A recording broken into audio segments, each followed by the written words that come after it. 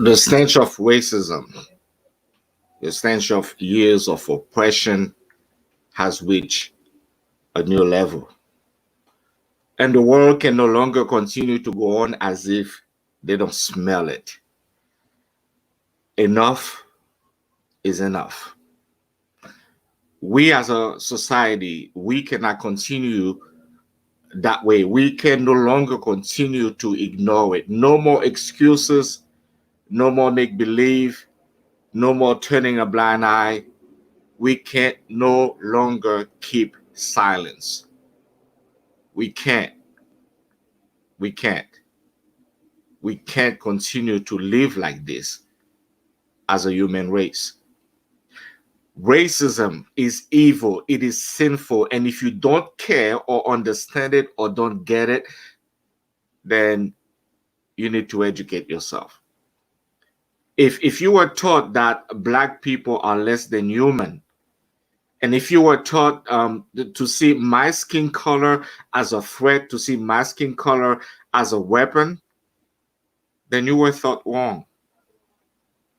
What I have learned this past week, as I went marching alongside with my wife and many of our white communities, as we were marching, they were marching with me. Many of them chose to unlearn what they were taught.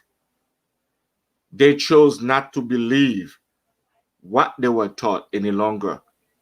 And they stood side by side with us, and they cried with us, and they marched with us, and they screamed with us. We just want to leave. There is a new evolution. And it's sweeping this nation. It's sweeping the world. The time for a change is now. No more excuses. And as a preacher, I feel that I always have this hope that Jesus can change America. But you see, only because I believe only Jesus can take a heart of stone and turn it into a heart of flesh. But I also learned that Jesus will not force himself upon anyone.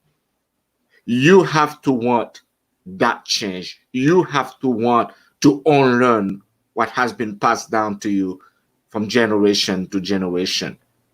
You have to want to hear the cry of my people that we just want to leave. I believe that all of us, we have a part to play, and this is why, as a preacher, I am personally calling all of the churches, all of the white Southern evangelical churches, all of the white conferences, to please stop pretending and stop making excuses, stop being a bystander.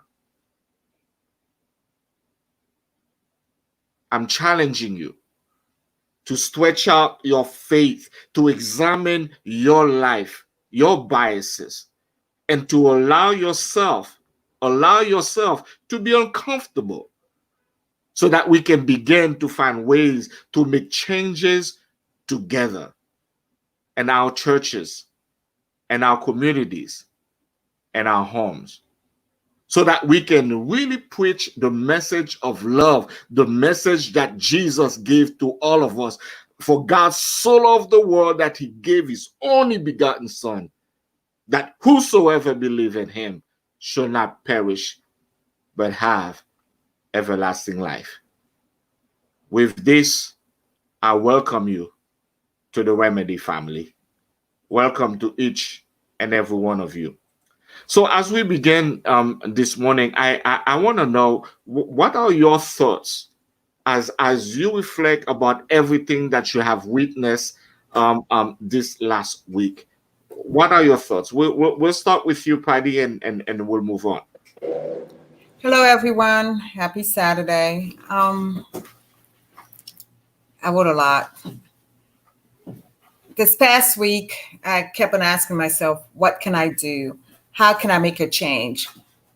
Am I making a change? Have I made a change? What does the change look like and what it should look like? Mm-hmm. Um, what I realized for myself is there needs to be a change in the mindset of the people of color. Of course, there needs to be a change in the mindset of the Caucasians as well. But as I mentioned last week, I can only change.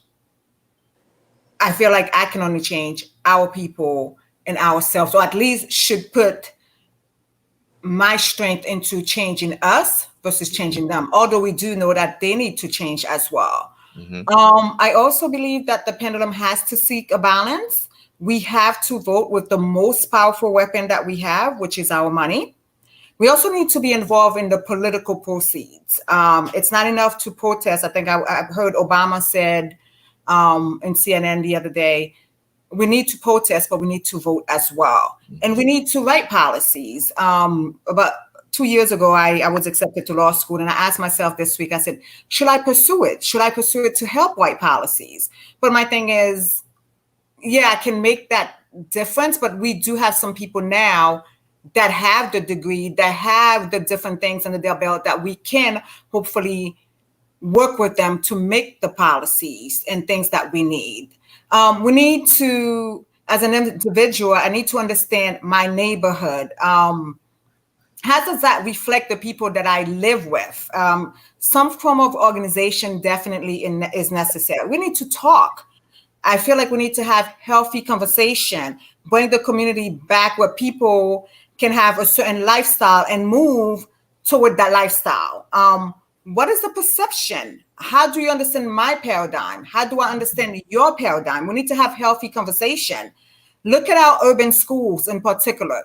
If you look at our urban schools, if you take 5 urban schools and you look at their curriculum, and then you look at 5 Caucasian schools that are very, very affluent and that's doing very well, and you look at their curriculum, what are they doing in that school that perhaps we're not doing in our school? And how can we replicate? I talk about science a lot because I have science background. The replication of science, when you take a study and you do everything the way you're supposed to do it, I would say usually 100% of the time, you will get the same result over and over and over. And that's the replication of science. If we take an urban school and you take a white Caucasian school that's doing very good and you replicate, what are they doing? What can we do? Why do most of their kids go to Ivy League schools? Let's remove some of the factors that have to do with, the parents' influence and stuff like that. Let's look at I'm talking about the curriculum. I'm not talking about money. What is the curriculum that they have versus the curriculum that our kids have? How can we ensure that our kids have the best curriculum or as good of a curriculum as they have? The reason I'm saying that is it goes back to knowledge. It goes back to education. If from the beginning, from the time a child is born, that child wants to learn. So I ask myself, if we want to learn from the beginning, when did that learning stop? Or how did it stop? What influence attributed to us stopping to learn? And I'm not talking about formal education. I'm talking about learning. I'm talking about you have a mechanic in one area teaching, a Black kid how to do certain things. You have an electrician teaching somebody. When did we stop learning and why did we stop learning? And I think it has a lot to do with our environment and the way that things are brought to our attention. Because when we come as a child, from about 7 months, you're trying to talk, then you're trying to walk, then you're trying to, most kids know how to use a phone better than me. So we have an eager to learn. How is that? Why is that displaced? And how can we bring that back to our community so that our kids can have that thirst to learn and grow and hopefully don't get discouraged when they become adults? And these are the things that I've been playing in my mind with. What can I do and how can I help? Yeah, we're gonna come back to that. Melody just mentioned, isn't the curriculum tied to the funds that the school receive? And that is absolutely right. Yes, Not indeed. all the schools are being Exactly. treated equally. There's a lot of different factors, but we need to look at why is it, and a lot of the time is also school taxes and stuff like that. But Correct. our kids are our future. If they're not receiving the proper curriculum from day one, what does that future hold for them? Correct. I think this is a systemic area that we need to, as Black people, get heavily involved. Mentor a child. Every one of us have the capacity to mentor a child. That's a mouthful right there. Thank you, Pat. Woody, um, let's move to Eddie. Ed, how are you feeling this week? What is different about what you're feeling this week?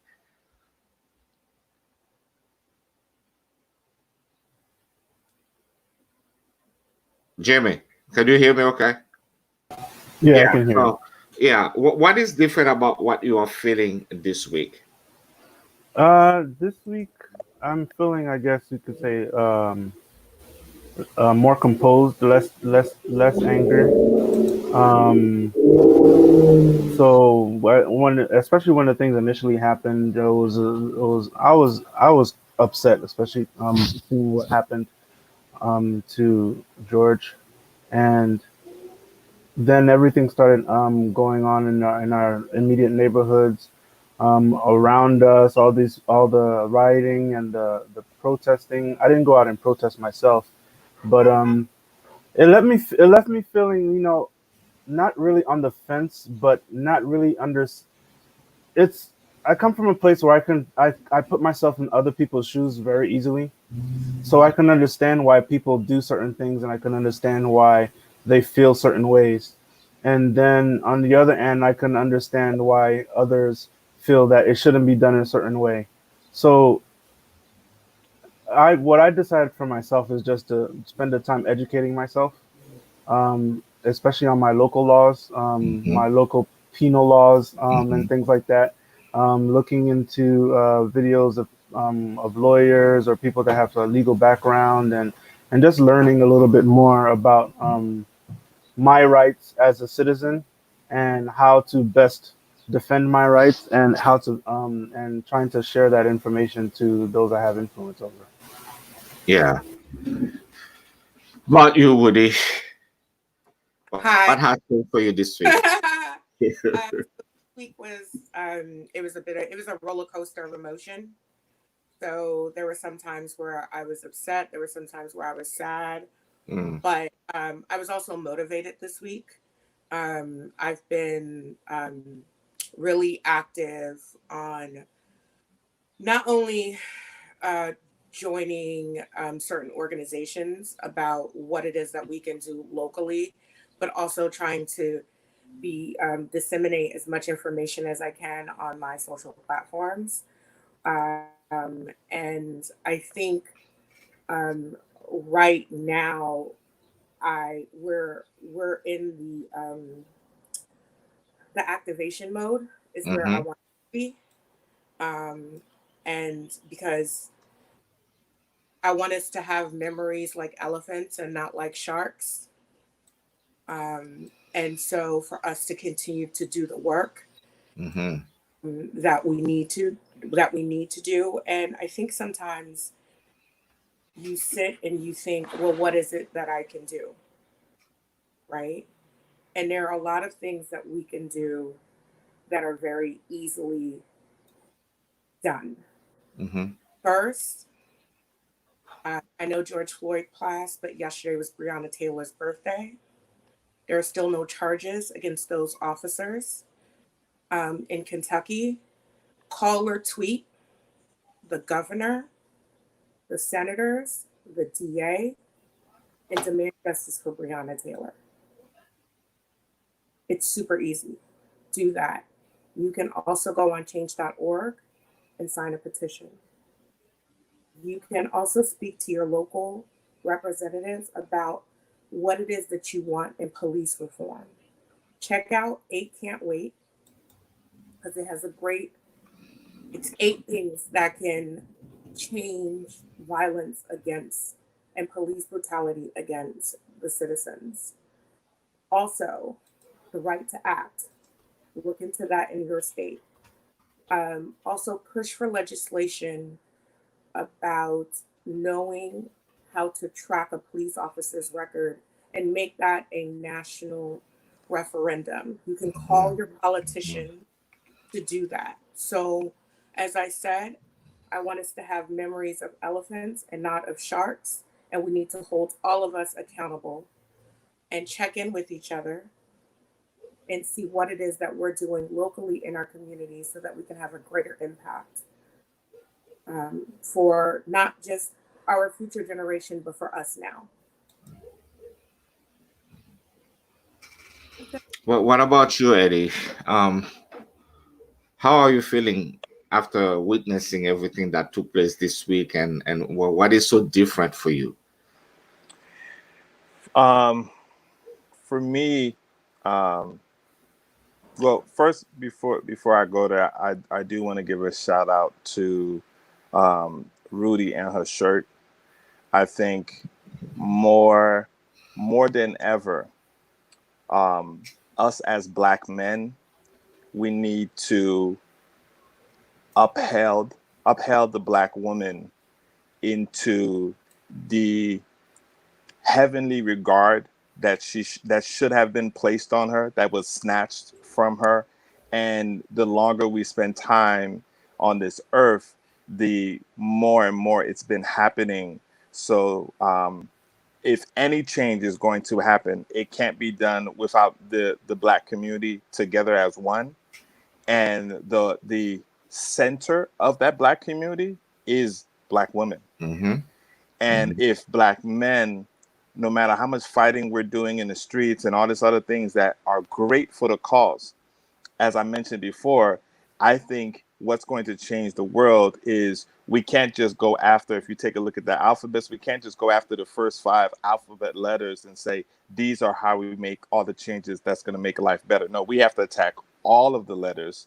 And the most important letter, I feel, is Black women. So I will never stop championing that mentality, because it's I think it's underneath God. I think it's the most important thing, just hands down. Like nothing else honestly matters.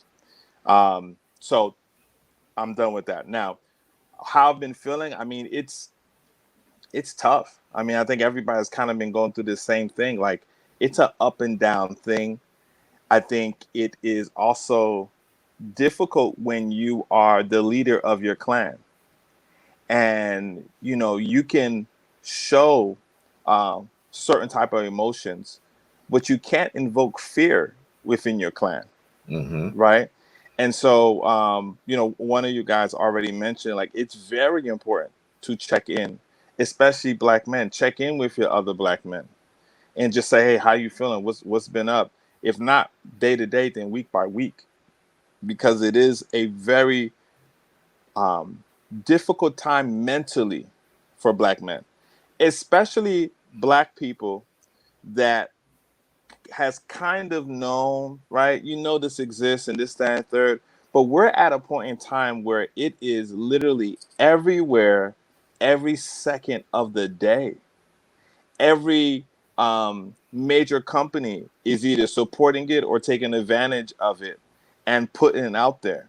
Mm-hmm. If you're trying to deplug and be like, let me just watch something on TV, Apple TV, Amazon Prime, like Mm-hmm. everything is Black this, and you're starting to see a lot of these like studies, documentaries, a lot of books. They said books based on race right now is the highest selling thing Yep. by all cultures. So when you look at that, it's just like when you start, it's like trying to fully understand what it is to be a Black man, a Black woman in America, and the changes that need to be met, and taking it through a fire hose. And so mentally, like, you only have 2 modes. You either feel like Rudy was saying, like, you feel like, rah, let's do this, or you just feel so like defeated. You Mm-hmm. know what I mean? And not defeated in the sense like we're gonna lose, just defeated mentally. Like, it's so much. It's like me in college totally forgetting that this week was midterm week for biology, and it's like I gotta cram 6 weeks in 2 days, and I'm being as studious as possible, but no matter what, it's overwhelming. So that's the emotion. And again, I give it back to the Black woman. I'm so blessed that I have someone in my house that is my queen, that we can have these type of conversations. Like last night, we stayed up till 2, 3 in the morning having deep conversations. She's learning stuff. She's watching stuff. I'm learning. I'm watching stuff. I'm reading stuff. And then we're doing it together. And so, we're able to have those conversations and then say, okay, now what? What are those changes that we can make right now in our communities? Not everybody's a warrior. Not everybody needs to be on the front line. If everybody was on the front line, there'll be no point, because once that war is done, where are the teachers? Where are all the people who have special, like even within this panelist, we have, Monty, you're a pastor. Patty, your educational background. Rudy, your production and how to be able to run multi-million-dollar organizations. Jimmy, your experience with kids and outdoors, and like all these things, all these trades that we have that we learned. We're gonna have to pour that back into our community, so our community can do the number one thing that those that are against us fear: survive on our own. Agreed. That's What, that's Eddie? the main fear. I have to say, and I think I said it last week, and you put it so eloquently. We need to, and people keep on saying, "What I believe in your inner strength." As Black people, we have more strength than we think, and we have more resources among ourselves than we think. Right. Let's put our head together. In this panel alone, Monday called me and said, "Do you know such and such?" I'm like, "Okay, let me make a phone call." And we have so many resources. Mm-hmm. We need to put our heads. We need to build an America that's based on our resources. It's not to say that we're not going to need help from other people, but it should be strong enough that we can do our own. And this starts with redefining. I spent this whole week thinking about, okay, what am I doing? Am I doing this? Okay. Am I just going after this for myself? And what am I doing for everybody else? I have kids, they're grown, and knock on wood, they're okay. What can I do to help with this fight? How can I help, a kid that needs, how can I make that change so that change can be counted toward community? I agree with you. It's not everybody that's going to be in the front line doing policies. Our policies need to be changed. I think somebody just wrote, it goes back to Jim Crow, and I agree. So we need people that need to be concentrating on that. We need people, if they know how to bake a cake, teach a little girl, a little boy. Nothing is too small. Right. Yeah. Nothing is too small. One second, Pastor Monty. I just wanted to leave this so you can post up so people can be aware. On the political standpoint, what needs to be done by everyone is we not only have to vote, but you have to do the research. You cannot just be like, oh, I'm gonna go out to vote and then do like Wale, F it, I'm rooting for everybody Black. That's not always the case. Like I said, my number one issue with some people that supported Obama was they didn't know who Obama was until he said, hey, I'm running for president. That's too late. You have to understand how that political game is played and understand that, all right, here, the two websites that you want to go at, one is vote411.com. It's a great resource to be able to help you do research on your candidates. Another one is Ballotpedia, so BALLET, and then pedia.com, and then / your state. So for example, mine here is Georgia _elections _2020. But you can maneuver through the site. It's important to look up first who's running. Look up what are their belief systems, what are their backgrounds. You know what I mean? Look up where they came from. You gotta look up who are they in bed with. Not just the people, not just the candidates. Look up what corporations, right? Is this the same corporation that supported that other candidate who was racist? Then we don't want him, because whenever people lobby, they're doing that as a favor. So I'm giving this to you, and I don't care technically who you are, but when you do make it, if you do make it, you owe me a favor. Well, we got to make sure that we're paying attention to those backdoor agreements, because they could come back to haunt us, right? And some of these corporations, you know, we get a lot of corporations right now that's like fighting the good fight on surface. But some of these same corporations, they playing both sides of the field. They don't care about the race war. They only care that they're in position to make money no matter who's left standing at the end. So they're giving money to the red side, they're giving money to the blue side, they're giving money. They don't care. It's our job to do those research. And last thing I'm gonna say is, guys, don't just think I can do this an hour before it's time to vote. No. It is so much information that I had a friend of mine hit me up. He said, yo, I actually went to vote. He's in one of the states that had their vote last week. A lot of other states, your vote is coming up on Tuesday. He went and he was like, there were people on there. I had no idea. So I'm looking them up on the site. And I literally was standing in there for 2 hours trying to that's how much information was on some of the candidates. And he was like, I did the best that I could, but I really wish I came prepared. You have to come prepared, or all this there's no point.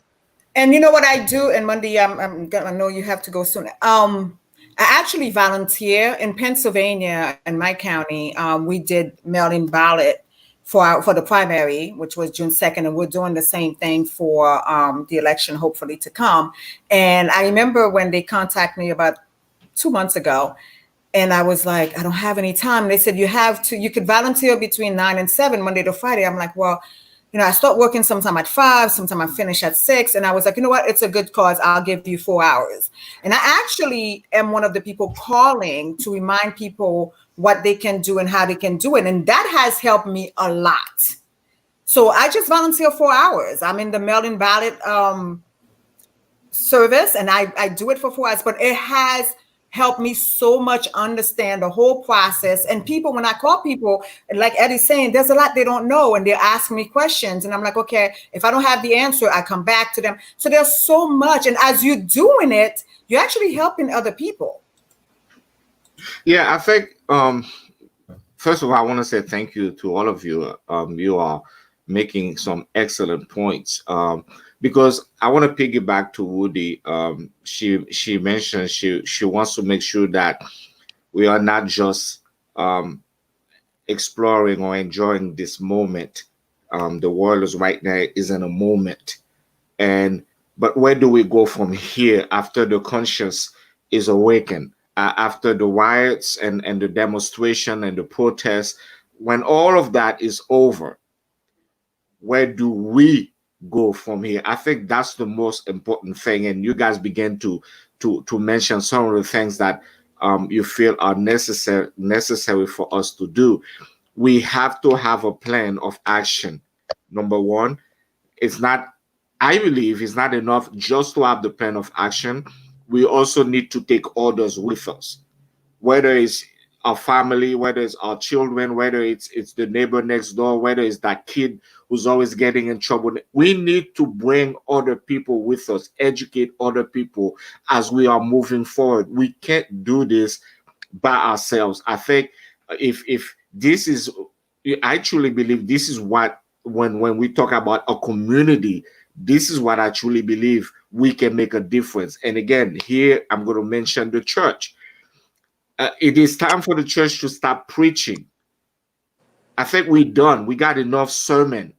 What we need more now is we need to teach people how to think, not necessarily tell them everything that they need to know, but how to think, how to do research, how to look things up on the internet. If you're going to vote and you have all these candidates, as Eddie mentioned earlier, where do you even begin?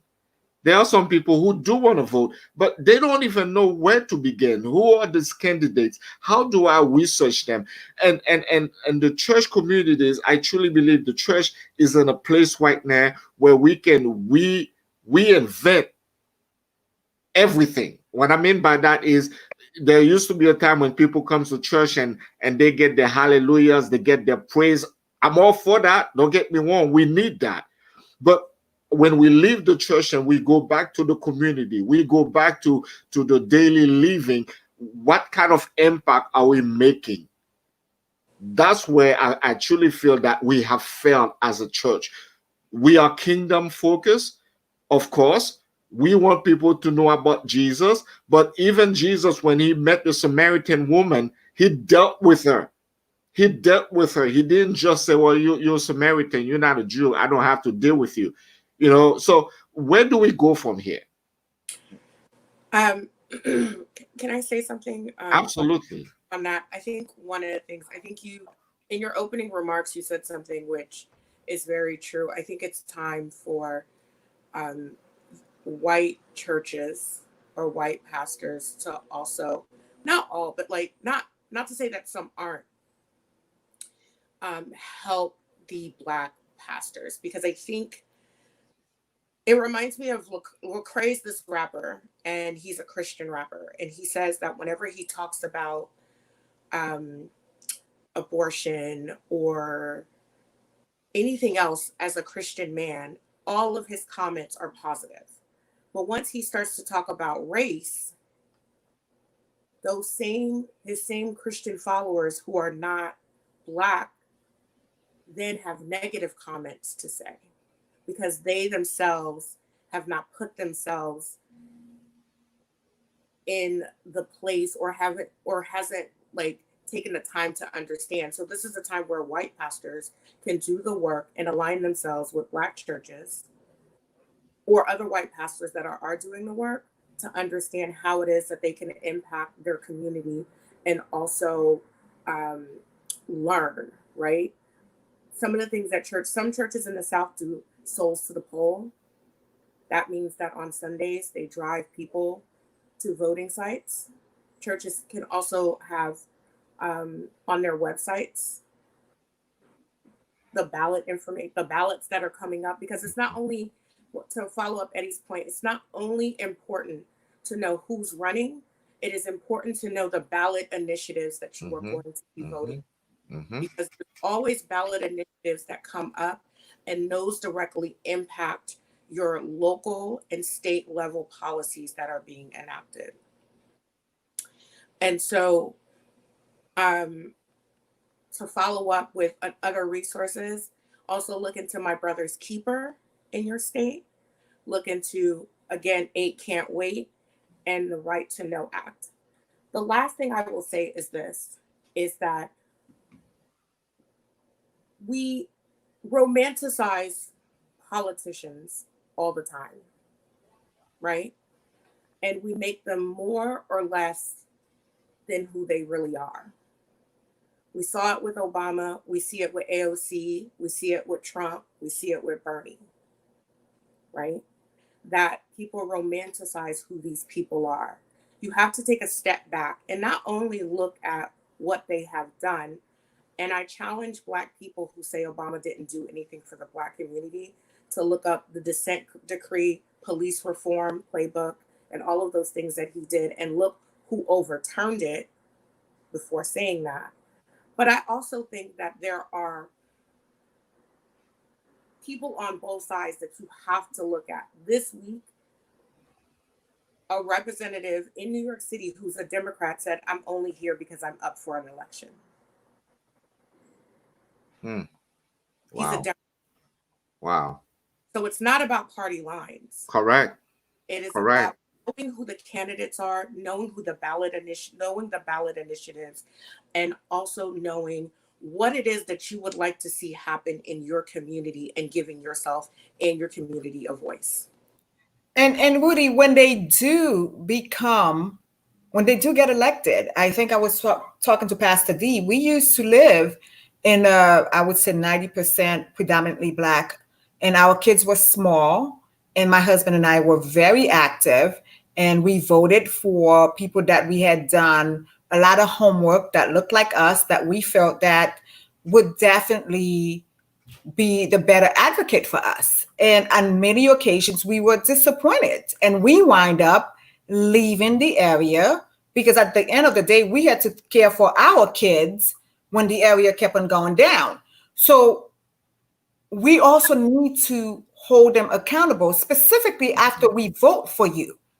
Don't just tell us something or make everything look great because you want us to vote for you, specifically in the Black population. We have kids, we have community, we want to see us, and we want to see our people. We want to build a trust within our people, because that's also a major issue in our community, is the trust issue. And then when you get elected, unfortunately, then you totally become just a body, but your mind is that of a Caucasian, and we feel like nothing you say is helping us. That is an issue as well. And we need to hold these people accountable, because then what people do is then they leave. Then we left with our kids, so it's not benefiting that community.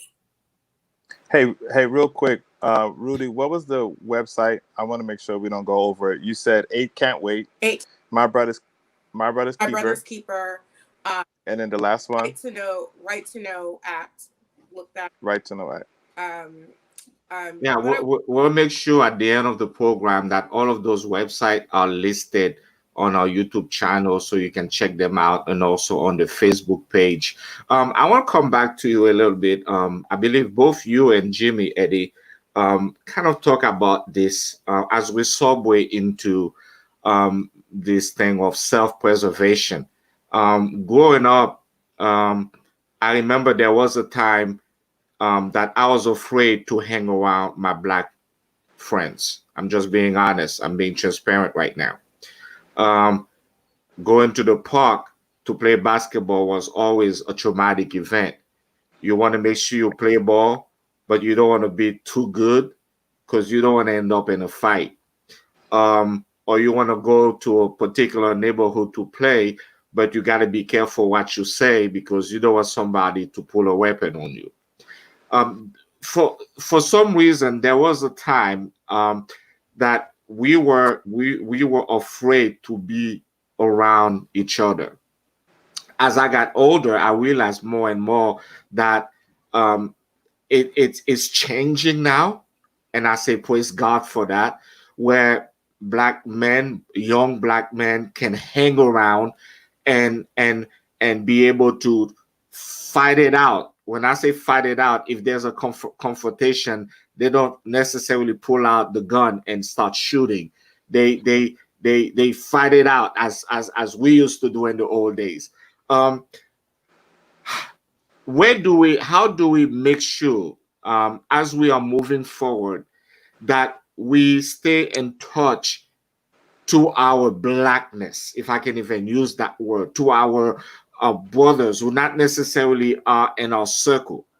Okay, I'm talking about those who are not in our circle. We all have people that are in our circle. We go to the church, or we have our own little clan. But what about the rest of them?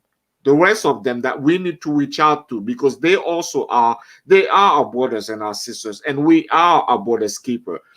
How do you see us beginning that reaching out so that we truly become one? One of the most powerful thing I experienced with my wife this past Saturday when we went out marching is that connectiveness, like all of us together. It felt so powerful. I felt like we could do anything at that particular time. So I can only imagine what it would feel like if a bunch of Black men came together and say, we're gonna do this. We're gonna support each other. We're gonna teach each other. We're gonna educate one another. What do you guys see as Black men as we are moving forward? And then we're gonna transition to something that I feel is so much important, because Eddie, you mentioned it earlier, and that is our mental status as Black men, as Black family. How do we make that better? Yeah. I mean, in the words of the great prophet Wale, excuse me, I'm rooting for everybody Black. Which honestly, I feel like that's how every sentence should start from now on. But I digress. One of my all-time favorite shows, and I watch a lot of TV. I love acting. I love that whole thing, and I love a great story. So I have a lot of good TV shows, good movies. I mean, I've been taught a lot by some great people, Rudy being one of them. one of my favorite, all-time favorite shows, and I think forever, is Black AF. Black AF, I think, I mean, God sent, to be honest with you. The timing of it all, like, if you haven't watched it, you need to watch it, and you need to watch it again, because it is going to be a shock, and it's a shock that we need. It's sort of like the shock that we're currently experiencing now. But I brought that up because part of the disconnect that you talked about, PD, is because of slavery. Mhm. Now, I'll be the first one to say, 2 years ago, I was the one saying, I'm so tired of people using that as an escape. Mm. And today I'm saying, I understand why that is. And now, because of that, I view things totally different. For example, the ones that are in the streets right now that were looting, I don't fault them. My heart goes out to them. I Mhm. understand Mhm. why they're looting. You Mhm. see what I'm saying? Mhm. When we walk past each other and I gotta make sure I put my grill on so you don't think I'm sweet, I understand what that is. So I think the first step is understanding. We have to understand why we view each other the way that we are, why it's always a competition between us, and why it is imperative that us banding together is a huge problem for some people in this in United States, especially because of how the greatness that we have. I feel that they came, took us from Africa, found us in our greatness, brought us over here, and throughout this whole time frame, what they did not count on is that our greatness never died. Our greatness continued to pass on through our children and generations on. And this is why you felt the way that you felt, PD, when you were in the lines of all these black people and different people in one mind, one energy. Like, there's nothing better than that. Mhm. And I think that's what we have to do. We gotta start reaching back out to, the people in those communities and let them know, listen, I'm not your threat, right? I'm here to help. If there's a way I can help, if there's a way I can't help, I understand. And that's okay. Like, a lot of times, and that's what's wrong with some of the black people in this movement. They're so forceful. They're like, come on, brother, let's do it. And that brother's like, no, I don't want it. I mean, they got trust issues. They got psychological issues dealing with black people. Their cousins was killed in different gangs that black people are involved with. And here you come and saying, hey, listen, just forget all that. Let's join sides. That's not going to be easy, bro. That's not going to work. And so you can't be like, oh, well, we got to get rid of them. We can't have that mindset. So I think it is important that we first have understanding of who we're dealing with when we're talking about our own people. And then the second thing is be willing to go that long mile that it's going to take. It's not going to be, hey, we had a town meeting about it, so everybody should be straight. It's going to take generational before we can get to the point of all black people see each other like Wakanda. Mm. But it can happen. It could definitely happen. But Jimmy, what's your thoughts on it? I think the reaching out to those different circles, like you said, is a lot of things about trust issues and you being a stranger, no matter what color you are, you're still a stranger. White, black, Spanish, Indian, whatever you are, you come into the neighborhood and saying, and you're kind of like selling like what do you call it, snake oil to them. It's all snake oil to them because they don't know that it's a real cure. Mhm. And when you were saying, Pastor Mandy, about the our circles, I think it starts with our circles because with the degree of separation, is it degree of separation to 6 people? Yeah. So within your circle, there are people. If you could influence your circle positively, there are those that circle people from that circle can go and infiltrate their circles, and those circles include the people that you can't reach, and you can even ask your circle to, if you want to, let's make this big, introduce me to your circle so that we can, because if I'll use this as an example. Pastor Mandi, I know you, you know me. If you walk up to people that I know and say, I'm Pastor Mandi and listen to me, blah, blah, blah, blah, blah, people are going to look at you like, this guy's off his rocker. Mhm. But if me, who has their respect in my circle, and I say, this is Pastor Monty, I have a lot of respect for him, and he knows a lot of things, and he's taught me a lot of things. So give him an ear for me. They'll be more willing to listen to what you have to say because of their respect for me. I qualified you. So Mhm. I think that's what we need to do too. If we have people in our circle that we need to get experts to, we have to qualify the experts or qualify the people that are wanting to be do good with them, for them, and qualify them and introduce them into those areas so that it's kind of like I'll use animals. Not that black people are animals, but this is a thing. Lions, Watch it Watch now. out. right? Right? Yeah. Watch it. Lions. Lions are very close knit societies. And I was talking to these people that raise lions, and they said if in order for us to introduce another person to help us raise these lions, that person has to stay outside and they have to be near the person that's been with the family the whole time for that lion to even say maybe I'll give him a chance, and that takes time, So then they get closer and closer and closer and closer until they're actually accepted into the family.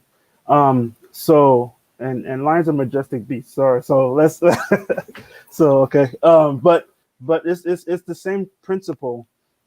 We need to introduce people and qualify people so that they don't have that mistrust already attributed to them, because everybody that's always been coming out saying that we're going to do good for you, they just take the money and run.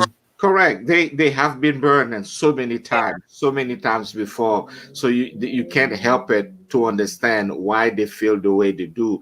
And speaking about being burned, when we look at the effect of racism, it is no surprise to any of us that it has affected us mentally.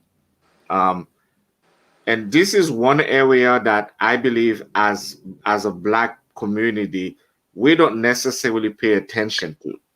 um, we do go to the doctor if we are sick, but Sometimes. if we need to deal with certain things that are going on in our minds, we tend not to want to seek help professionally. And as we were debating on this topic of racism, I feel personally that there's a lot of us right now who are still struggling with what we have witnessed. There's a lot of us who are still struggling and not knowing how to even begin to have a conversation that is meaningful enough with our teenage sons and our teenage daughters. And there's a lot of stuff going on in our minds. Some of us are still angry by the pictures or by what we have witnessed and on the news and listening from the media. And I feel our mental health right now is in great need. And so, with this, I want to introduce to you someone who is dear to all of us, dear because she's not only a family, but she's also someone that we care about. Number one, I want to say, Diane, I want to thank you for being here with us today. I know this is a very hard moment for you, hard for many reasons. Number one, just last night we found out that we lost our uncle. She lost a member of her family. So, and I know this is a very hard time for you. And so we appreciate you for taking the time to be here.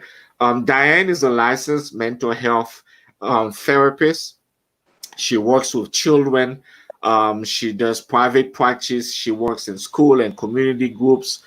She also do residential psychiatric facilities and also in home.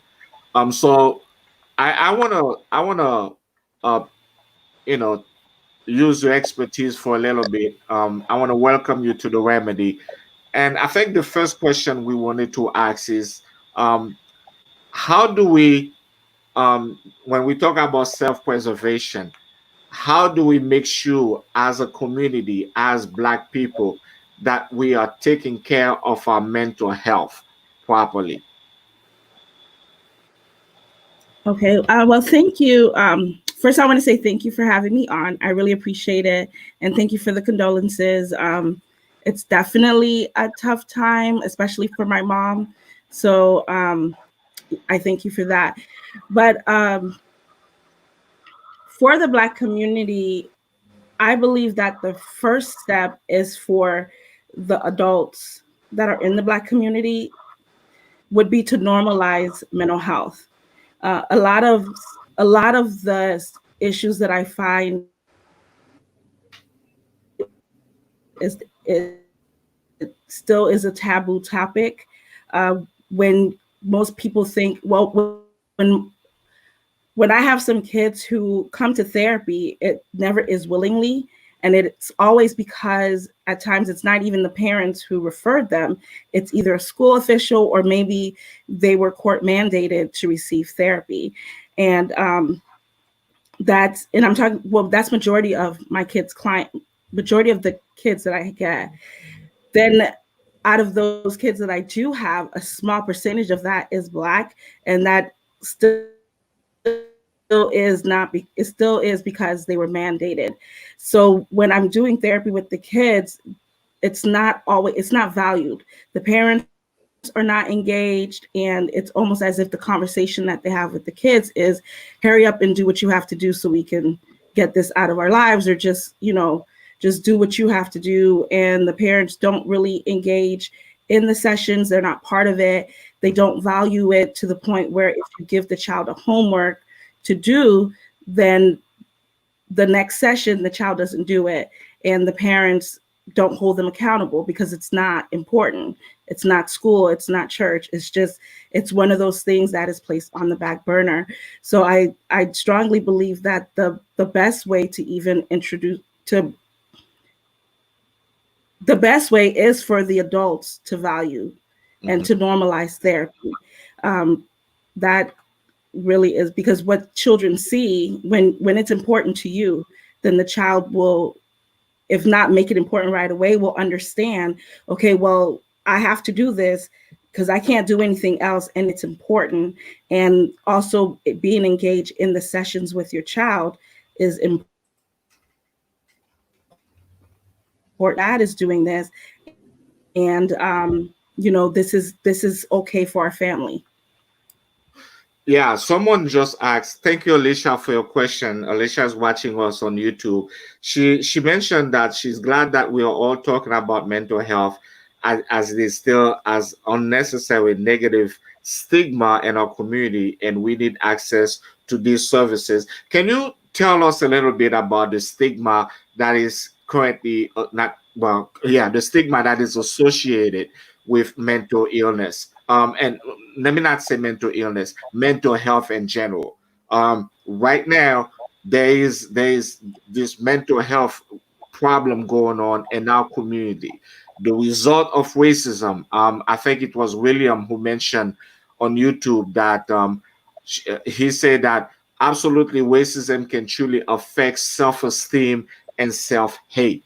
So there is a need for us to we program our thinking, we program our automatic thoughts on this issue of self-hate, on this issue of self-esteem. Can you tell us a little bit about why there is still this negative stigma associated with mental health? Yeah, absolutely. The stigma does come from a history of mental health. What you don't see, it's okay that you're going to the doctor for that. But if you are going through things, it's not okay. It's also seen as a white people's thing. Well, you're not white, so why are you in therapy? You must have money to waste. And it's because therapy is also seen as a sign of luxury.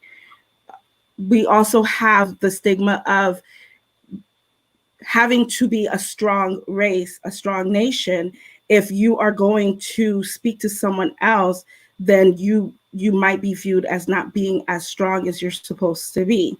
And there's also that whole stigma of not sharing what goes on in your house. What happens here stays here. Don't go talk, you're not supposed to be talking to strangers about your problems, but then you can't trust people, or you don't feel like you can be honest with your mom and your dad about your true feelings. So now you're stuck in this purgatory, so to speak, where you were always told you can't talk to strangers, but now who do I speak to? So it's the stigmas are, it's a variety of things, and it just really is based off of, I want to say, the culture, some of it too. I know for myself, um, for a very long time, my mom didn't really know what I was studying in school. She just knew that I was going to school and that I was helping people, but she didn't really know that it was mental health. And I know in Haiti, it's not something that is necessary, so to speak. It's not seen as something that is necessary. Mhm. Even my husband, who is Haitian, he understands that I am a therapist, but again, I'm not a doctor, I'm not a nurse. And what is it that I'm doing? What do you mean you're talking to people? No one's going to pay you for that. So it's not fully understanding it's not fully valuing or understanding the value of getting your mental health in order, and how that affects you physically, emotionally. It's like a whole body thing. If you're depressed and you're anxious, it's going to physically affect you. So a lot of people don't see how those things are actually aligned and how they affect each other. Yeah, I mean, I Pastor D go and, ahead, Pat. I'm sorry, Pastor D and Diana, I think I was saying that to Pastor D last night, is you guys can see there's a major movement, I think in the past 3 years, and Diana, you know more than me, about mental health, and having friends that work for the health insurance companies, and you're like, oh my God, like there's this major movement. Yes, going back to what Diana's saying, research has shown that a sick mental health equates to a lot of physical ailments. So now you're seeing the Cignas and the Aetnas promoting mental health, because at the end of the day, if they can get somebody to see a therapist, they're saving later on a whole lot of money, because it's a trickle down effect with your physical. Mhm. So we are seeing a lot of movement about mental health, which is a wonderful thing, because any of us that's been depressed, if you're depressed, you don't want to get out of bed, you sad, you don't want to do work. So it does have some physical aspect to it. And I know Diana has been talking to us and will be continuing to talk to us, but the whole movement that we're seeing as well, and I was surprised to see it coming from the health insurances as well, but it's also, at the end of the day, they do recognize the interrelation of the mental and the physical aspect as well. And I think racism does play a role directly to how we do what we do. For example, for someone, because of racism, believe that they are inferior, that they believe that they are not good enough. Of course, it's going to affect their self-esteem. It's going to affect how they behave. It's going to affect how they learn, or whether or not they want to exceed in school or not exceed in school, or whether or not they want to act out or not act out. So it does affect us in so many ways. Watching what just happened this week affect me in a positive way, but it could have affected me in a negative way. What I pay attention to, I pay attention to how people from all over the world came together to support us as a black community. That gave me a booster shot. But can you imagine if we are screaming we can't breathe and no one is listening and no one is paying attention, or we are seeing more and more police brutality on television? It will affect us. And as black men, we don't necessarily like to be vulnerable. We don't necessarily like to talk about what's really going on inside of us, because as Eddie mentioned earlier, we're supposed to be strong. The world tells us you're supposed to be strong, suck it up and move on. And as the head of the family, as the head of the herd, you don't show those kind of emotion. We do have a question from YouTube. Woody asked, can we talk on how undressed childhood trauma can affect adults? I think this is for you. Yes, this is a very important question, and this is something that I actually focus on myself. I am, although I do, although I do see a variety of clients in terms of age, my main focus and my passion is with children, and they are traumatized. Children are traumatized on a level of things, and the simple fact is because we don't value therapy and we don't value mental health, children can go through their whole childhood and not have their trauma addressed, and it's labeled as something else. Whether it's, oh, you're just being bad, you're not disciplined, you're just showing out. Children are not they're not given the opportunity to address those traumas, so they turn into adults that have all of these issues, who cannot function, or they are functioning but they can't, they are bouncing from relationship to relationship because they just don't know how to communicate, or they're stuck in an abusive relationship because their self-esteem is so low, and they experience sexual abuse as a child where maybe the parents did not believe them, or they were afraid to open up, and so they have all this trauma and they grow up as adults with these traumas, and they become not they just become adults who are not able to function 100% of the time. And then these adults re-traumatize their kids because they are teaching them what they know. So it's very important that as adults we do teach our children to speak up, or we take, if you're seeing that your child is exhibiting some type of issue, not just labeling them as they're being sulky teens, or they're not, they're being bad, or they're emulating what they see in society, right? I know growing up, my parents would always say, oh, you're just doing what you see your friends are doing. And so we're so focused on our child not being seen as those Black people that we kind of neglect, not we don't kind of, we do neglect that there could be some underlying issues that are affecting them. And so it's really about early intervention when it comes to childhood, is getting that help for the child. A lot of therapists, though, they don't start seeing children until about 6 or 7. I actually start seeing children at 3 years old. At that age, they're able to speak. But at the same time, they are going through things too. And it is important to catch it at that age. It can be difficult, but because it requires parental involvement. They're 3 years old. And you only see me for. I'm sorry, I have a question. So how do psychologists promote mental awareness amongst Black people? I mean, what are some of the, how sometimes you have breast cancer month? What are some of the ways for us to promote that mental awareness? And I'm talking about, us Haitians. This is something unheard of. I've been accused many times of, having too much money. That's why you go. It's something unheard of. And it's something, even when I try to break it to some of my family members, I get ridiculed. So how do you kind of promote from somebody that's educated, where maybe people would listen to you a little bit more? You know how they do Cancer Awareness Month, this awareness month, that awareness month.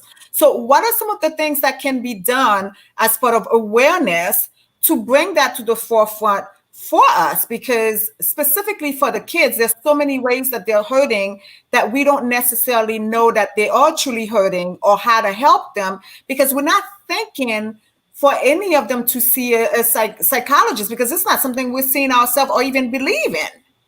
So how do we promote this amongst ourselves?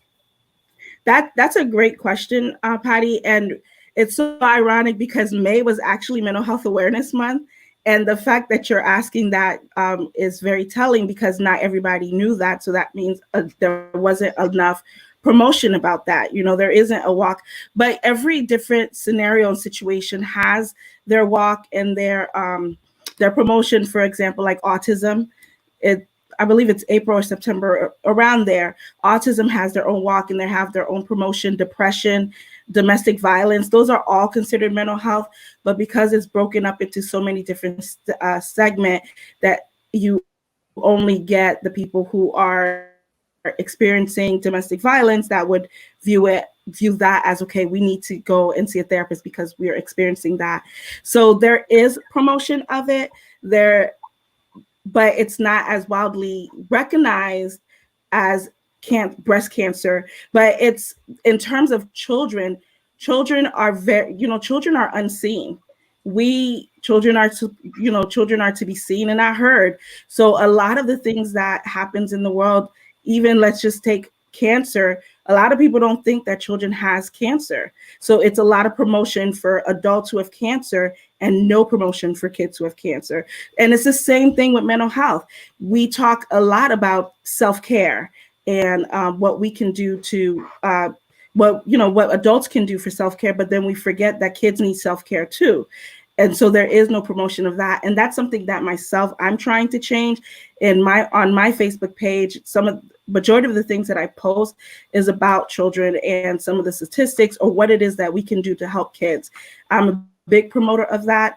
As you know, my son, he has autism and he also suffers with ADHD. And so it's very important for me to make sure that he gets his self-care, because it's just important, because he would be that statistic of child that would grow up not getting the help that he needs, because they were trying to label him at school as a bad child, and because he didn't meet the visual expectation of what autism is, they wanted to put him on the back burner.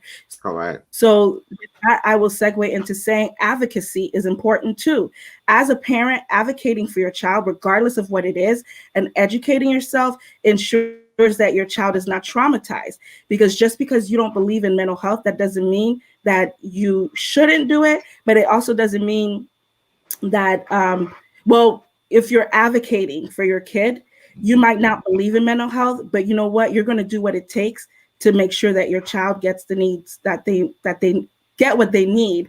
Because I'm not a strong proponent of medication, but the fact that my son needed that medication so that he can be successful, I had to get to that point where it's not about me, it's about him and his success and what is going to help for him. So we have to, as parents, step out of our, not that you can't worry about yourself, but it's not about you. It's about your child.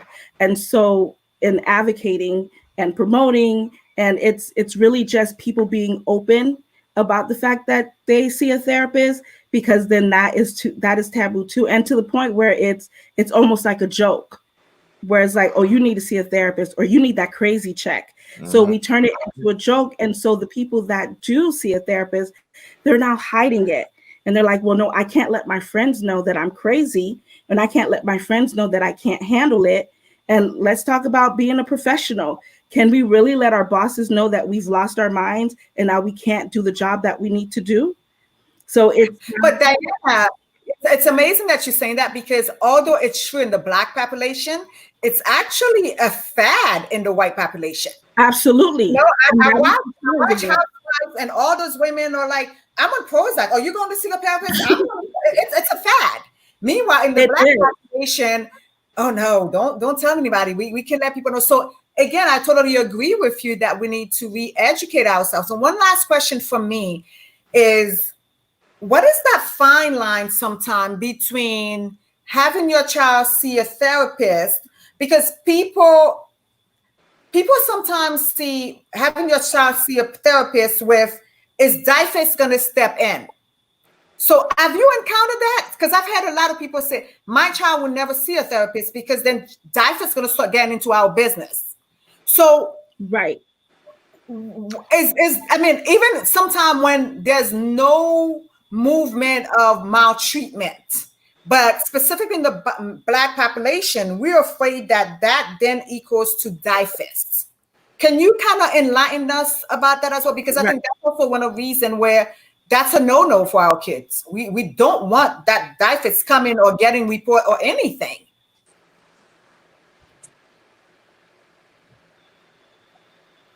Yeah, I can. I for 2 years independency in Florida. So we actually call that DCF, and before it used to be HRS. And so yes, that is a real fear for parents, is having the system involved in your life and coming in and taking your kids. And so it's again, it's about educating yourself, knowing the laws, and just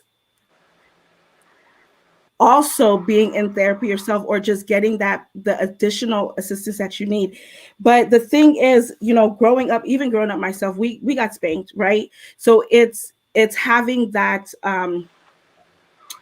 it's having the world tell us, or everyone has their opinion about how to discipline your child. So when you see that this is how this is how I was raised, and this is how I'm going to raise my child. However, I just saw on the news that so and so got in trouble because they spanked their kid. And so that is a fear, because you're like, well, I'm trying to discipline my child, and there's no way this child is going to come in my house and push me around, right? And so you're going to do what you've learned to do in terms of disciplining your kid. So it's about being educated on the laws and what is considered discipline and what is not, but also too is knowing how to is learning better parenting skills, because spanking is not always the answer, and there are other ways to help your child. And if that is your fear of having DCF come into the home, then that possibly could mean you would want to take a look to see what is it that you're doing that you see that DCF is going to come and take your kids. That has been my experience, that there is something in the home that is going on that they feel is not okay in society. And then these people are going to come in the home, they're going to see the differences, especially cultural differences, in terms of how we raise our kids and how we discipline our kids. And it's taboo for them, or it's not the norm for them. So they're going to come in and they're going to tell us what we're going to do. And I cannot say 100%, but that is not always the case. I've never come in contact in the 2 years that I did work in DCF, well, with in case management, that a child was removed simply because they were spanked. There's laws and rules and things that has to be followed for DCF to come in and take your kid. In addition to that, there has to be a report. Now, there has been reports that are made and they just don't accept the call. So a call can be made by a teacher, let's say, but if there is no evidence of this abuse, then they're not going to follow through with it. But it's a double-edged sword, because you do have the kids that are in these homes that are being abused, not disciplined, abused, and then you don't make the call because you're thinking, well, I don't want the child to be removed from home, because the alternative is they're going to go into foster care. And so that's like a whole 2-3 podcast type of thing, because Yeah. it's just such a big thing.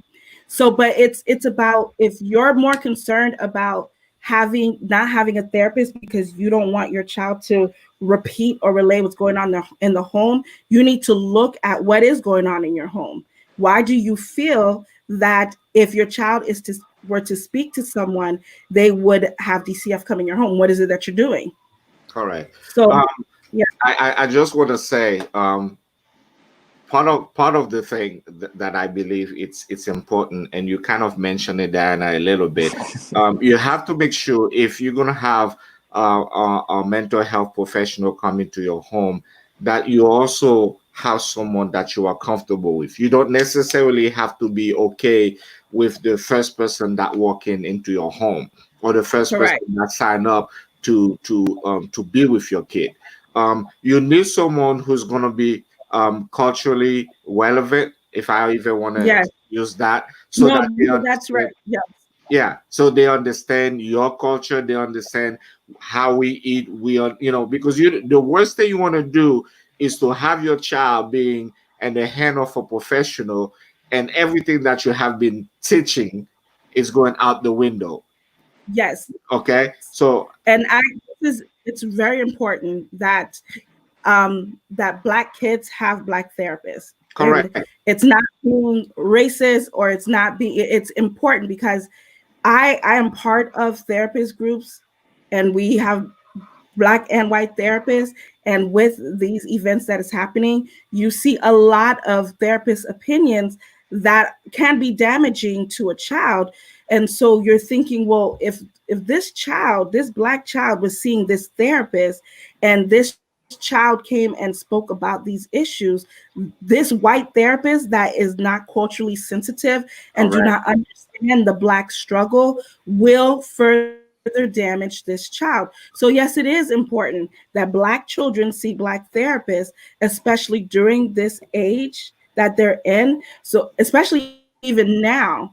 So not to say that you can't see a white therapist, because I will say I've seen white therapists, but they also have to be culturally sensitive.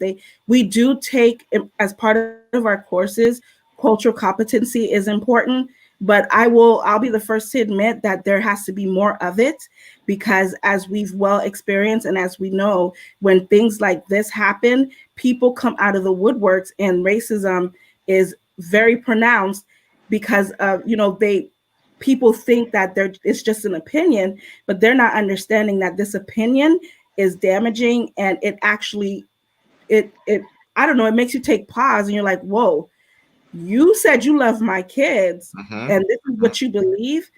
And as a therapist, it's one of those, okay, well, you're seeing some of our Black children, and you are damaging them with your beliefs, because being a therapist, although you are unbiased, I still am educating, and I'm still giving people my professional opinion. Correct. And so if my opinion does not align with Black lives, then how am I helping this Black child?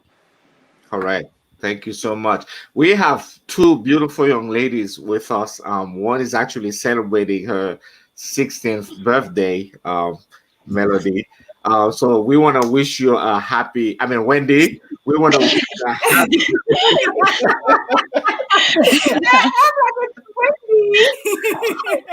I was like, Mela, you turned 16 again? Wow, that's good. So we want to take a moment to wish you a happy birthday. And I also believe that you have a question for Diana. Yeah, I wanted to ask, are there any free resources for underprivileged people that want to seek out therapy? There are resources, but it's all dependent on your state. It's also dependent on the area that you live in. And I will say, unfortunately, if you are in an area where it's not a problem, then it's going to be difficult for you to find those resources. But if you do have Medicaid, or even if you have insurance, you can contact your insurance provider, and they will give you a list of providers that can help you. And like Bundy was saying, you don't have to accept the first therapist that you're given.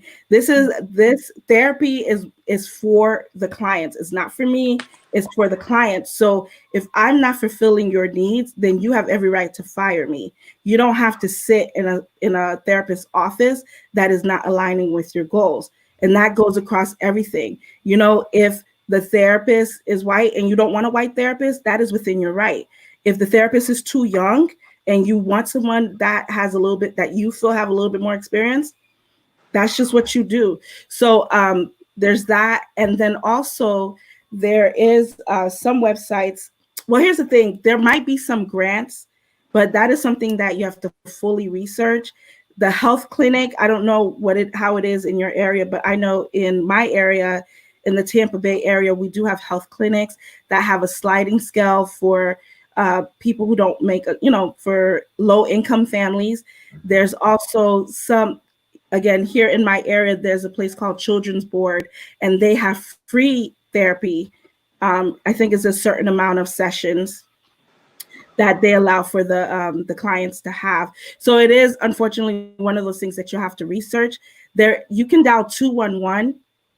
And I don't know if it works for you guys, but in Florida, you can dial 211, and they have, it's a live person that you can speak to, and they do crisis intervention. So if you are in need of crisis, if you're having a crisis, if you're feeling suicidal or what have you, you can contact them, and they will text you. You can call them. They can help you, and they also have resources that are available. So it would have to be one of those things that you search for. Because Yeah, and for those who are living in Philadelphia, I know the city of Philadelphia Department of Public Health. If you need to see a psychiatrist, we do have people available. Even if you're low income, there's a sliding scale fee scale as well, so that everyone who needs the services can receive it. I think that's the point we're trying to drive around home, that you don't necessarily wait. I have a question because it just came up. Um, you are a Christian, and here I am. I'm a pastor, and people do ask a lot this question. Last night we were having a debate about it. The Bible says, "I cast all of my cares upon you. I lay all of my burdens down at your feet." And any time that I don't know what to do, I will cast all of my cares upon you. Is it, do you get this sometimes? People feel that, well, if I'm a Christian, then why do I need to see a mental health professional? Um, is there a thin line between going to see a professional, or should you always go to see a pastor who may not be trained to do the kind of work that a trained mental health professional has been doing? Can I say something yeah. for about a minute? Oh, I'm sorry. Go ahead. Go ahead, Diana. I was going to say to that, I've never had that, because by the time they get to me, they're already convinced that they need a therapist. But I will say, by the time they get to me, they are fully broken. And when I tell you fully broken, they're fully broken, and they're fully questioning, not that does God exist, but I did everything that I was supposed to do as a Christian. I came to you. I sought your help. I sought my pastor's help, and still nothing was done. I'm still in the same space. I'm still feeling the same way, if not worse. So I do, it's a unique opportunity for me, because not to say that I don't advertise as a Christian therapist, but right now, I work with an agency. And of course, there are some limits that I do have. However, once the client wants to go there, then I'm able to go there with them. And I am able to bring in the Bible, and I am able to bring in a Christian perspective. And so they are able to maneuver through the therapy without feeling like they're not trusting in God. But I will also say that it's a pastor's responsibility to take care of their church members, and to recognize that they are not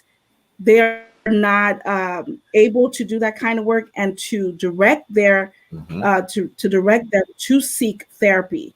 Because if you are not licensed, or there are some pastors who have gone to school, and they can do it, and if that is the role that you're going to take, then that's great. But it is the pastor's job to lead their parishioners to that place. So I have seen pastors that say, hey, I'm here for I'm here to counsel you, to give you spins. But apart from that, you need therapy, and this is where you can go. So that is what I would say on top of that. Well, for that. I have a question. So in a household where like the parent isn't forthcoming about the child receiving therapy, how would you, I guess, counsel them and say, like, this is important for them to do? Like, how do you suggest, like, the family go about mental health when they realize that a child does need help? So let me ask you a question. Are you saying that if the child is already receiving therapy, how do I convince the parents to become engaged, like to actually do the work? I use a lot of different tactics. Myself, I do a lot of play therapy techniques and art therapy techniques, and I do family therapy. And so where it doesn't feel like therapy. It just feels like we're together, we're painting, we're playing a board game. And so along the way they're learning skills or parenting. It's a sneaky tactic that I use to kind of get their buy-in. But for me also, I let the parents know that I'm a parent too. And I have these issues.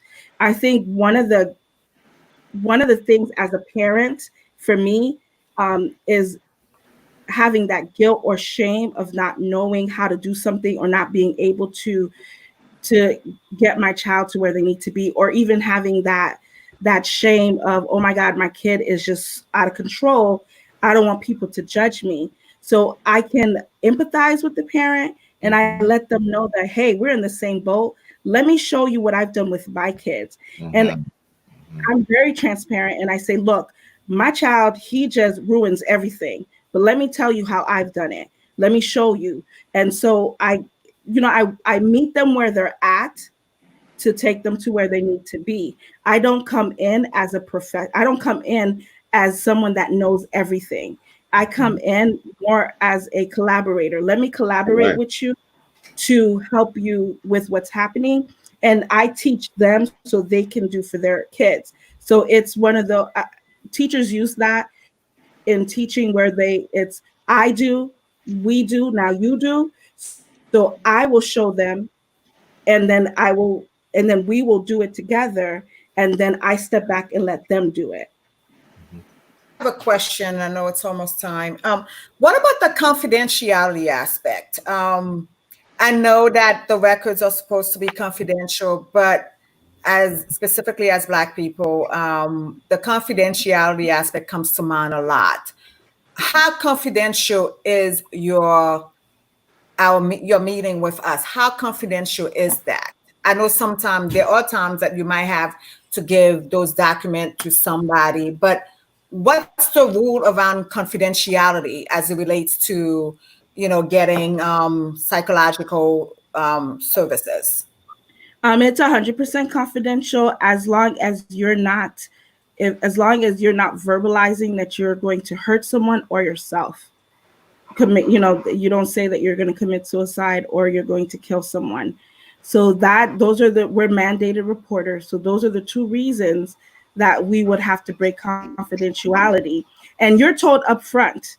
So the very first session, you have paperwork that you sign. It's illegal for us to break that confidentiality. So we do have to have a reason. It's not just gonna, like doctors, we have to carry insurance too, because we get sued as well. So it is 100% confidential. And even for teens as well, I do a lot of work with teens, and it is one of those things where I will update the parents, but without giving information. So I'll say, hey, mom, we worked today on confidence, and that is it. I don't go into, well, she just told me that she saw a boy and she just can't stand, I don't do all of that because that's not relevant.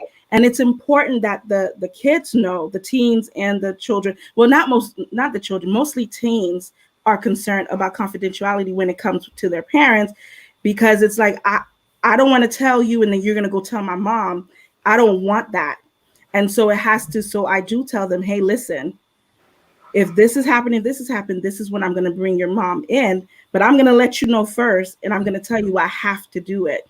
So, I also, if there is let's say there's a topic that is really hurting the child, but they're not hurting themselves or others, I try to encourage the teens to talk to their parents, and I prep them. And then I even, try to convince them to have a family session to where I'm the mediator, but I never push, if they say they're not going to do it, then hey, so it's giving the teen the autonomy to have control of their sessions so that they can trust that everything that I'm here to help, not to hurt. So Correct. yeah. And I just want to ask, and I know Jimmy, last night we were talking about that. Those of us who are in church, what kind of resources that you feel that will be a great addition to the church and relationship to mental illness. Jimmy, you were mentioning last night a few things. Do you mind elaborate on those things again? In our church, we had an organization come out and teach us mental health first aid. So basically, not making us mental health professionals, but helping us to have an understanding of what a person might be going through at a moment, and being able to keep them kind of stabilized until a professional can talk to them and deal with the situation. Mhm. So we deal with it like first aid physically, but on a mental aspect. And the other thing that while you were talking, I just remembered that in our area, for the churches in our area, Delaware Valley, they also have a crisis team Mhm. of people that are in that profession.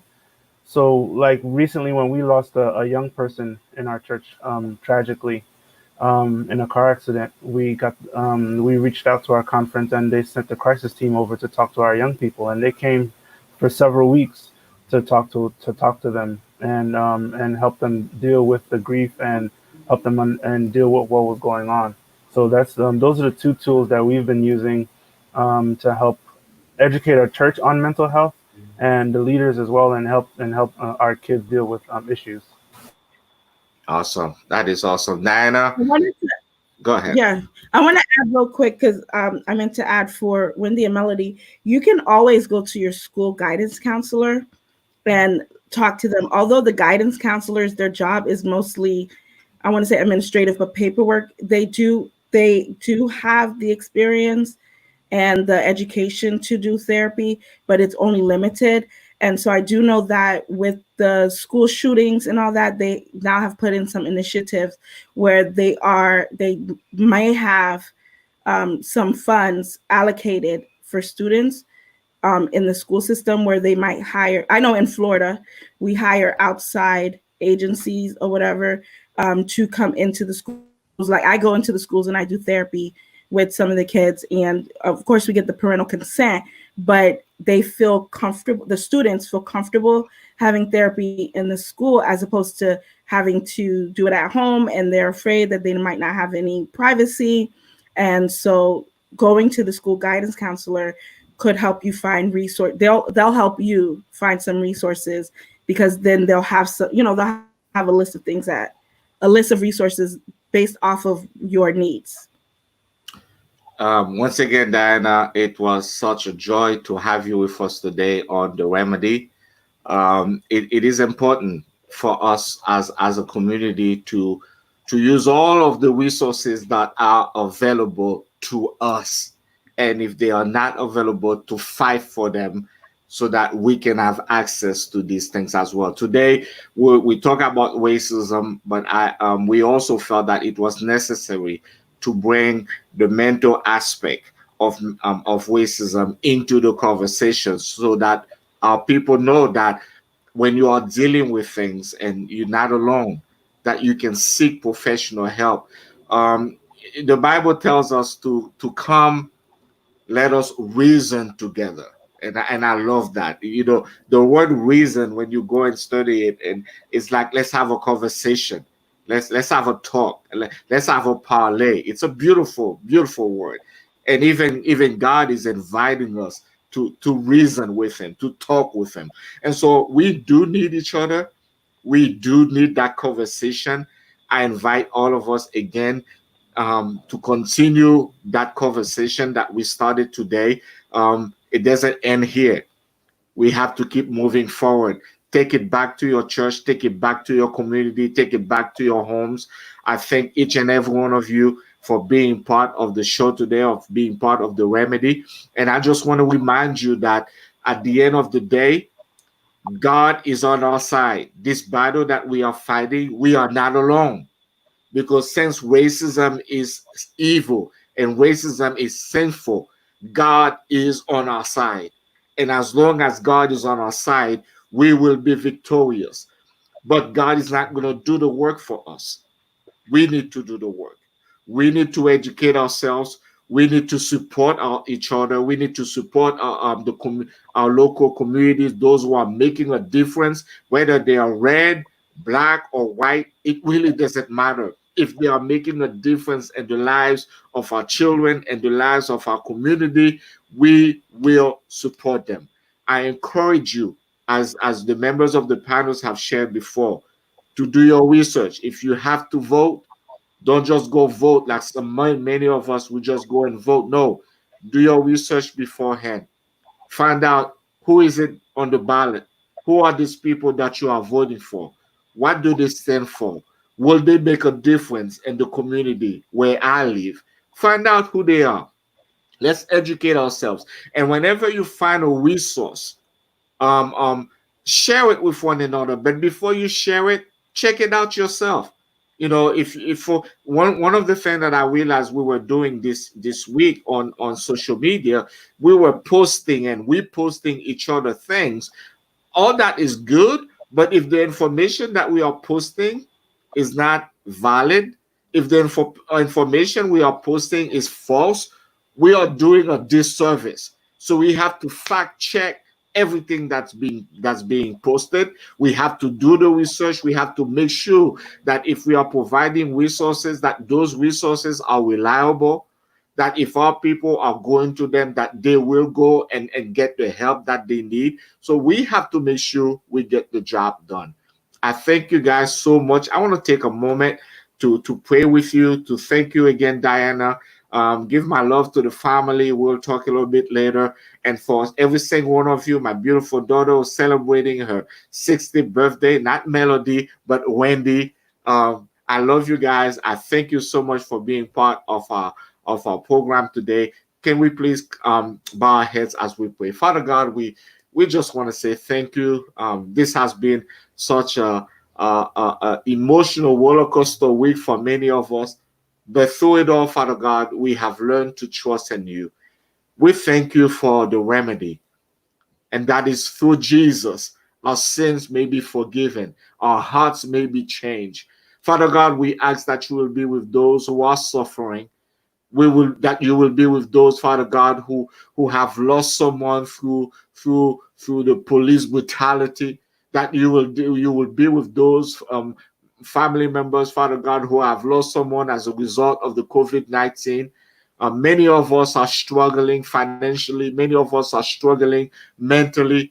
Lord, help us to know that we are not alone, that there's help available, and all we have to do is reach out to someone for help. Father God, be with each and every one of us.